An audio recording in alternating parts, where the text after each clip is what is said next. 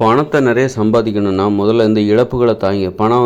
பணத்தை சம்பாதிக்கும்போது நமக்கு நஷ்டம் வரும். லாபத்தை ஏற்றுக்கிறது எல்லாராலையும் முடியும். ஆனால் லாபம் உங்களை சந்தோஷப்படுத்தும். அது பணத்தை அதே நேரத்தில் லாபத்தை ஏற்றுக்கிறதுக்கு ஒரு மனநிலை வேணும். தலைகால் புரியக்கூடாது, தலைக்கணம் வந்துடக்கூடாது. திடீர்னால பணக்காரர் ஆகிட்டாக்கா அதை தாங்கி அதை எப்படி அந்த மாதிரி இப்போ திடீர் பணக்காரர் ஆகிட்டாக்கா அந்த மாதிரியான ஒரு திடீர் லாபத்தை எப்படி எதிர்கொண்டு பேலன்ஸ் பண்ணி வாழ்கிறது அப்படிங்கிறது தெரியாமல் போயிடும். அதனால் லாபத்தையும் சரி நஷ்டத்தையும் சரி ஒரு தாங்கி கொள்கிற குறிப்பாக நஷ்டத்தை நீங்கள் ஒரு பணத்தை சம்பாதிக்க போகிறீங்க அப்படிங்கும்போது அதில் நஷ்டம் ஏற்படும், இழப்பு ஏற்படும். எதிர்பாராத பணத்தை சம்பாதிக்கிறது கஷ்டம். ஆனால் அதில் ஏற்படுற இழப்புகள் பார்த்திங்கன்னா சடர்னு இப்போ கையை விட்டு போயிடும். நம்ம கஷ்டப்பட்டு ஒரு மாதம் சம்பாதிச்ச பணம் ஒரே நாளில் கூட போயிடும். சின்ன தவறுகளில் நமக்கு கொஞ்சம் விவரம் இல்லாமல் இருப்போம். டக்குன்னு ஒரு சின்ன தவறில் நம்மளுக்கு நிறைய பணம் நம்ம கையை விட்டு போயிடும். உதாரணத்துக்கு நம்ம ஒரு லோன் எடுப்போம். அதிகமாக விவரம் இல்லாமல் 4 பேர்கிட்ட விசாரிக்காமல் ரொம்ப அவசரப்பட்டு பணம் கிடச்சா போதுன்னு சொல்லிட்டு வாங்கிடுவோம். அப்புறம் பார்த்தா வட்டியெல்லாம் கணக்கு பண்ணி பார்த்தா மற்ற பேங்க்கில் கொடுக்குற வட்டியை இதோட ஒப்பிட்டு பார்த்தாக்கா நம்ம ரொம்ப அநியாய வட்டிக்கு தான் அந்த கடனை வாங்கியிருக்கோம். அப்படிங்கிறது கிடச்சா போதுங்கிற அவசரத்தில் ஒரு கடனை வாங்கிட்டுறது. அப்புறமா தான் யோசிக்கிறது அப்புறமா போய் மற்ற பேங்க்கில் எப்படியெல்லாம் கொடுக்குறாங்க அப்படின்னு ஒப்பிட்டு பார்த்து ஐயோ நம்ம ஏமாந்துட்டோமே, நம்ம அநியாய வட்டிக்கு ஒரு கடன் வாங்கிட்டோமே, அப்போ இந்த அநியாய வட்டி இந்த கடன்லாம் அதுவே 1 லட்சம் 2 லட்சத்துக்கு நம்ம கையை விட்டு போகுது. நம்ம கூடுதலாக நம்ம இப்படி ஏமாறியாக இருக்கோமே, கூடுதலாக நிறைய பணத்தை கொடுக்குறோமே அப்படிங்கிற மாதிரி இந்த மாதிரி பணத்தோட இழப்புகள் பார்த்திங்கன்னா எதிர்பாராத விதமாக அது எக்கச்சக்கமாக போய் நிற்கும். அதனால் இந்த இழப்புகளெல்லாம் கடந்து வரணும். இப்போ நம்ம இழப்பு ஏன்னா ஒரு பணத்தை சம்பாதிக்கிற கஷ்டம். ஆனால் அது செலவுங்கிறது டக்குன்னு நம்மளை ரொம்ப விவரமாக இருந்தால் தான் அதை பாதுகாப்பாகவும் வச்சுக்க முடியும், சரியாகவும் செலவு பண்ண முடியும். அதனால் அந்த விவரத்தையும் நம்ம வளர்த்துக்கணும். அதனால் அப்படி இருந்தால் கூட நம்ம இந்த மாதிரி அனுபவங்கள் நமக்கு கற்றுக் கொடுக்கும் தான். இருந்தாலும் ஒரு இழப்பு என்பது எதிர்பாராத விதமாக வரக்கூடியது. அதை தாங்கி கொள்ளணும், ரொம்ப சோர்ந்துடக்கூடாது. அதை கடந்து மீண்டு எழுந்து வர வேண்டும். பணம் நம்மளை விட்டு ரொம்ப கஷ்டப்பட்டு சம்பாதிக்கிற பணம் நம்மளை விட்டு ரொம்ப ஈஸியாக போகுது, அல்லது யாரோ நம்மளை ஏமாற்றி வாங்கிட்டு போயிடுறாங்க அப்படிங்கும்போது அது நமக்கு ரொம்ப சோர்வையும் கவலையும் ஏற்படுத்தும். இதையெல்லாம் கடந்து வரும்போது தான் நமது மனதை பணத்தை பார்த்தாலே இப்போ இந்த மாதிரி அனுபவங்களே இல்லை, அப்படி பணம் சம்மந்தமான எனக்கு பெரிய இழப்புகள் இதுவரைக்கும் ஏற்படவே இல்லை அப்படிங்கும்போது அப்போ பணத்தை பற்றின ஒரு பயமே இருக்கும். ஒரு பணத்தை பார்த்தாலே நம்ம பயப்படும், இது நம்மளை விட்டு போயிடுமா. அப்போ நம்மளோட போய் நிறைய இழப்புகளை சந்திக்கும்போது, நிறைய நஷ்டங்களை சந்திக்கும்போது நமக்கு பணத்தை பார்க்கும்போது ஒரு பயம் வர்றது, ஒரு தைரியமாக பார்க்க ஆரம்பிப்போம். பணத்தை தைரியமாக பார்க்கணும், அப்போ தான் அது நம்மக்கிட்ட வரும். பணத்தை பார்த்துட்டு பயந்துக்கிட்டே இருக்கக்கூடாது. நம்மள்கிட்ட யார்ட்டையா கடன் வாங்கிட்டு போயிடுவாங்களோ, நம்மளை ஏமாற்றிடுவாங்களோ, அல்லது நம்ம இது வாங்குகிறோம், இது நல்ல விலைக்கு தான் வாங்குகிறோமா, இதை விட குறைஞ்ச விலைக்கு வேறு எங்கேயா கிடைக்குமா, இப்படி இல்லை நம்ம அது அநியாய விலைக்கு இதை வாங்கிட்டோமா, இந்த மாதிரி நிறைய அந்த பண பரிவர்த்தனைகள் இருக்குல்ல, பண பரிவர்த்தனை சார்ந்த ஒரு அனுபவங்கள் இருக்குல்ல, இந்த அனுபவங்கள் அதில் நம்ம ஒரு நல்ல தேர்ச்சி அடையும் போது தான் நிறைய இழப்புகள் அப்புறம் நிறைய லாபமும் வரும், இல்லை இழப்பும் வரும். சில டைமில் நம்ம கொஞ்சம் புத்திசாலித்தனமாக ஒரு பணத்தை சம்பாதிப்போம். சில டைமில் நம்ம முட்டாளாக இருப்போம், நிறைய பணத்தை நம்ம விட்டுருவோம். இந்த மாதிரி இழப்புகளை கடந்து வரணும். இந்த மாதிரியான அனுபவங்களை கடந்து வரும்போது தான் பணத்தை நம்ம கொஞ்சம் தைரியமாக பார்ப்போம், பணத்தை அமைதியாக பார்ப்போம், பயம் இல்லாமல் பார்ப்போம். அப்போ தான் நம்ம பணத்தை நிறைய சம்பாதிக்கவும் முடியும். அதனால் பணம் சார்ந்த அனுபவங்களை அப்புறம் எப்படி முதலீடு பண்ணுறது, துணிந்து முதலீடு செய்வது, இது மாதிரி எல்லா வகையான ஒரு அனுபவங்களோடும் நம்ம கடந்து போகும்போது தான் நம்ம கண்டிப்பாக நிறைய பணம் சம்பாதிக்க முடியும். நிறைய பணம் நம்மளுக்கு தேவையாக இருக்குது.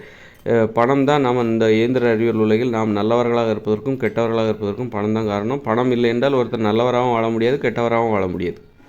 பிறருக்கு உதவி செய்யும்போது தான் பிறருக்கு உதவி செய்ய முடியாது, நல்ல விஷயங்களை செய்ய முடியாது. உங்கள் உடம்புக்கே நீங்கள் முதல்ல நல்லது செய்ய முடியாது. பணம் இல்லைன்னா உங்கள் உடம்புக்கே நீங்கள் நல்லதே செய்ய முடியாது. நீங்கள் வறுமையில் இருக்கீங்க, ரொம்ப குறைவாக தான் பணம் சம்பாதிக்கிறீங்க அப்படின்னா உங்கள் உடம்புக்கு தேவையான ஊட்டச்சத்து உணவுகளை உங்களால் கொடுக்கவே முடியாது. ஊட்டச்சத்து உணவுகள் எல்லாமே விலை அதிகமாகவும் இருக்கிறது. அதனால் உங்கள் உடம்புக்கு நீங்கள் நல்லது செய்யணும், ஒரு நல்ல சுகாதாரமான வீட்டில் வசிக்கணும் அப்படின்னா உங்கள் அடிப்படை தேவைகளை தரமாக பூர்த்தி செய்து கொள்ள வேண்டும் அப்படின்னா உங்களுக்கு பணம் தேவை. அப்போ தான் உங்கள் உடம்புக்கே நீங்கள் நல்லது செய்ய முடியும். அப்புறம் அதை கடந்து நீங்கள் மற்றவங்களுக்கும் உதவி செய்ய வேண்டியிருக்கும், பகிர்ந்து உண்ண வேண்டியிருக்கும். இதுக்கு எல்லாத்துக்குமே பணம் தேவை. அப்போ பணம் இல்லைன்னா நீங்கள் நல்லவராகவும் இருக்க முடியாது, கெட்டவராகவும் இருக்க முடியாது. பணம் தான் உங்களை அடையாளம் இல்லைன்னா பணம் இல்லைன்னாக்க நீங்கள் எதுவும் மற்ற ஒருவராக இருப்பீர்கள். நீங்கள் நல்லவராகவும் இல்லை, உங்களை பற்றி யாரும் எதுவுமே சொல்ல மாட்டாங்க. அது தேவையில்லாத வேலைப்பா, அவரை பற்றி என்ன சொல்கிறதுக்கு ஒன்றுமே இல்லை, அவரை பற்றி எனக்கு ஒன்றுமே தெரியாது அப்படின்ற மாதிரி தான் போகும். அதனால் பணத்தில் வந்து லாபம் நஷ்டம் இந்த மாதிரி அனுபவங்களை கடந்து வரும்போது தான் உங்களுக்கு பணத்தை பார்க்கும்போது கொஞ்சம் தைரியமாக பார்ப்பீங்க, அது இயல்பாக பார்ப்பீங்க, அமைதியாக பார்ப்பீங்க. நஷ்டத்துக்கு பயந்துக்கிட்டு துணிச்சலாக எந்த முடிவும் எடுக்காமல் இருக்கும்போது நீங்கள் வந்து உங்களை பணத்தை நீங்கள் பயந்து பார்க்குறீங்க. அப்போ உங்கள் பணம் வந்து உங்களை நோக்கி வராது. உங்களை வந்து ஏன்னா நீங்கள் பணத்தை பார்த்தாலே பயந்து பார்ப்பீங்க. பணம் எப்படி அப்போ உங்களை நோக்கி வரும்? அது தயக்கம் காட்டும். என்னப்பா இப்படி பயப்படுறான், என்ன பார்த்தா ஏன் இப்படி பயப்படுறான் அப்படின்னு சொல்லிட்டு பணம் உங்ககிட்ட வராது. அதனால் பணத்தை நீங்கள் தைரியமாக பார்க்கணும். நிறைய பரிவர்த்தனை, கொடுக்கல் வாங்கல், இது சார்ந்த கடன் கொடுப்பது அல்லது கடன் வாங்குவது, இந்த மாதிரி முதலீடு செய்வது, இது போன்ற பணம் சார்ந்த அனுபவங்களில் நீங்கள் கொஞ்சம் உங்களுடைய அனுபவங்களை நீங்கள் வளர்த்து கொண்டு பணம் சார்ந்த அனுபவங்களில் ஒரு அடிப்படையான ஒரு தேர்ச்சியை நீங்கள் பெற வேண்டும். பணத்தை அமைதியாக பார்க்க வேண்டும். சிலர் ரொம்ப கடன் கொடுத்துட்டு ஏமாந்துருவாங்க. அந்த நேரத்தில் கொலைவெறி அவங்களுக்கு வந்துடும். கொலைவெறி, டென்ஷன், பிபி ஆகி கடைசி நோயாளி ஆகிடுவாங்க. ஆனால் அவங்ககிட்ட நிறைய பணம் இருக்கும், நிறைய பணத்தை சம்பாதிச்சிருப்பாங்க, அவங்ககிட்ட கோடி கூட பணம் இருக்கும். ஆனால் ஒரு 2 லட்சத்தை இழந்துட்டாங்க, யாரோ ஒருத்தர் ஏமாற்றிட்டாங்க அப்படிங்கிறதுக்காக தன்னிலை தடுமாறி ரொம்ப கோபத்தின் எல்லைக்கு போய் கெட்ட வார்த்தை போடுறது, அடி திடீர்னு இறங்கிடுவாங்க. இதெல்லாம் வந்து ஒரு இந்த இழப்புகளை பார்த்து இவங்களால் இழப்புகளை எளிதாக ஏற்றுக்கொள்ள முடியவில்லை.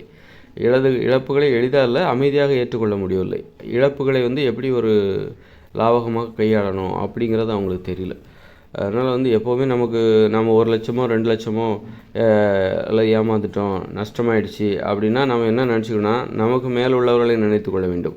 சில தொழிலதிபர்கள் வந்து கோடிக்கணக்கில், அதாவது 100-200 கோடியிலலாம் முதலீடு பண்ணி ஒரு தொழில் ஆரம்பிக்கிறாங்க. அப்புறம் அந்த தொழிலை கைவிட்டுறாங்க. தொடர்ச்சியாக லாபமாக நடத்த முடியவில்லை என்று அந்த தொழிலை கைவிட்டு விடுகிறார்கள். ஒரு படம் எடுக்கிறாங்க, பல கோடி செலவு பண்ணி படம் எடுக்கிறாங்க, அந்த படம் ஓட மாட்டேங்குது. அப்போ நமக்கு மேல் உள்ளவர்கள் அவர்கள் அடைகிற நஷ்டங்களை பாருங்கள்.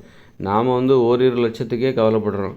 ஓரிரு லட்சம் நம்ம கையை விட்டு போயிடுச்சு, நம்ம ஏமாந்துட்டோம் அல்லது நஷ்டமாயிடுச்சு அப்படின்னு சொல்லிட்டு நாம் கவலைப்படுறோம். ஆனால் நமக்கு மேல் உள்ளவர்கள் இருக்காங்களா, நம்மளை விட மேலான அந்த பணக்காரர்கள், கோடீஸ்வரர்கள், அவங்க பாருங்கள், ஒரு சிலர் வந்து ஒரு 100 கோடியெல்லாம் முதலீடு பண்ணி ஒரு தொழில் ஆரம்பிச்சிருப்பாங்க. அந்த தொழிலை தொடர்ச்சியாக நடத்த முடியாமல் இடையிலே கைவிட்டுருவாங்க பெரிய முதலாளிகள்லாம். அது மாதிரி அப்புறம் ஒரு படத்தை எடுக்கிறாங்க, அவங்களும் வந்து அந்த படம் ஓடினா தான் உண்டு, நிறைய படம் ஓடுவதும் இல்லை. அப்படி இருக்கும்போது எவ்வளோ பெரிய இழப்புகளை அவங்க சந்தித்து அதை கடந்து வராங்க. அதோடு ஒப்பிடும்போது நம்ம ரொம்ப சாதாரணமானது தான். அப்படி நமக்கு மேல் உள்ளவர்களின் நமக்கு ஒரு தோல்வி ஏற்படும் போது நமக்கு மேல் உள்ளவர்களை பார்க்க கற்றுக்கொள்ள வேண்டும். அப்போது கற்றுக்கிட்டோம்னா நமக்கு ஒரு அமைதி கிடைக்கும். ஓகே, இது அப்புறம் எல்லாரையும் பார்க்கணும். நமக்கு மட்டும்தான் அந்த அனுபவமா? எல்லோருக்கும் இதுதான் இந்த மக்களுடைய வாழ்க்கை முறையில் இது ரொம்ப சகஜமானது. நமக்கு மட்டும் இப்படி அல்ல, நான் மட்டும் இப்படி அல்ல, நம்மை போல் நிறைய பேர் இருக்கிறாங்க. இந்த மாதிரியான ஒரு அணுகுமுறையோடு எல்லாரையும் பார்க்கணும், இந்த உலகத்தை பார்க்க வேண்டும். அப்போ அது நமக்கு அமைதியை தரும்.